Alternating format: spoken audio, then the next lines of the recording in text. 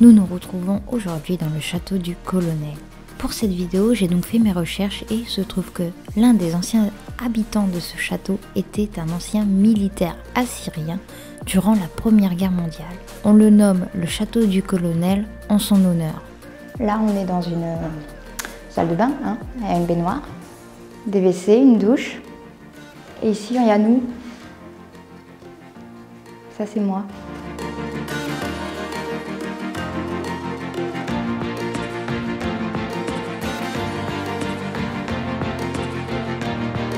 Là, on rentre dans la cuisine. En fait, ce qui est vraiment flippant, c'est qu'il y a d'autres urbexeurs qui ont vraiment fait des mises en scène. Du coup, on a vraiment cru que c'était squatté au début. Donc là, il y a la grande cuisine, la grande cheminée. Il y a des photos de gens. Il y a Jésus aussi. Il y a vraiment des trucs écrits en arabe. Il y a tous les trucs de la cheminée. Avant, ici, ça devait être impressionnant. Allez, on continue. Mais chut! Je dis chut à chaque fois que je marche sur un truc. C'est joli. C'est hyper impressionnant. D'après ce que j'ai pu trouver sur ce colonel, je sais qu'il est né dans un village yézidi dans l'Empire ottoman à peu près en 1880.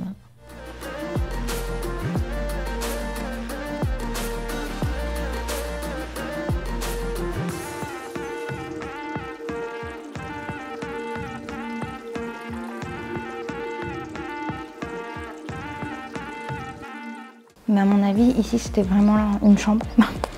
Lit et malle de transport, j'ai jamais vu ça. Ah, là, il y a un truc qui peut être intéressant. On sait que c'est le château du colonel et là, apparemment, il y en a plein de colonels. Tu vois? Ici, on avait une petite salle de bain avec une douche qui est devenue une archive. Ça fait tellement moins flipper maintenant qu'il y a le soleil qui revient. Ici, on a le portrait du colonel qui habitait la maison. Apparemment, il était aussi myope. Il y a des lunettes par terre. Détective Charlotte. Pendant la Première Guerre mondiale, ce colonel est appelé par les Alliés et se voit attribuer en 1916, après le déclenchement du génocide assyrien, le commandement de l'aile gauche de l'armée des volontaires assyriens. Ça devait être un bureau. Hein. En tout cas, ça jouait au loto.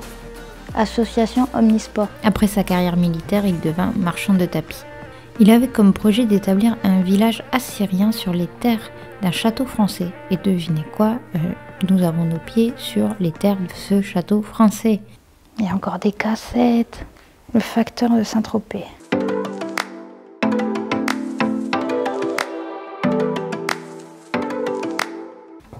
On sent que quelqu'un était vieux quand même, parce que tu vois, il y a la petite table des vieux, tu sais, que tu mets là. On a des photos d'époque. C'est plus petit que ce que je pensais. Mais j'ai jamais vu autant d'objets dans un même lieu.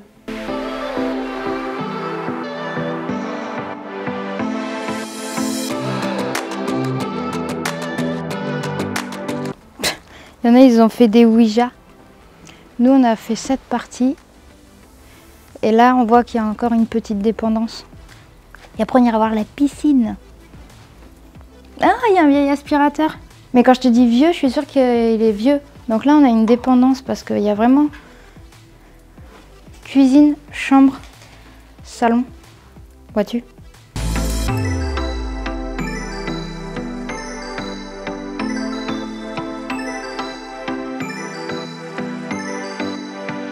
Il y a une radio, des poumons. C'est les poumons, on est d'accord. Elle a été faite en 81. Donc en fait, on a 2 chambres. Il y a des gens qui vivent leur meilleure vie dans le château où on était. Par contre, il y a un con qui a jeté une chaise sur le placo parce que c'est pas possible autrement qu'il y ait un énorme trou.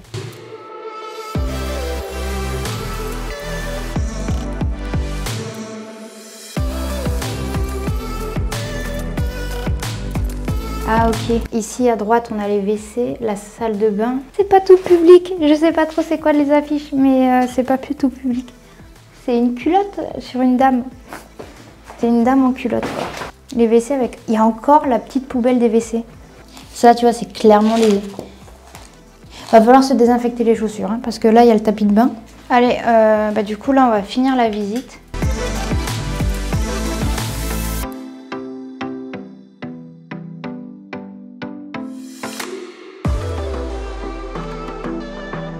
Franchement, ça devait être magnifique. Ici, il y a le grand bain qui est maintenant dégueulasse. Et à côté, il devait y avoir une sorte de jacuzzi, c'est obligé. C'est rond.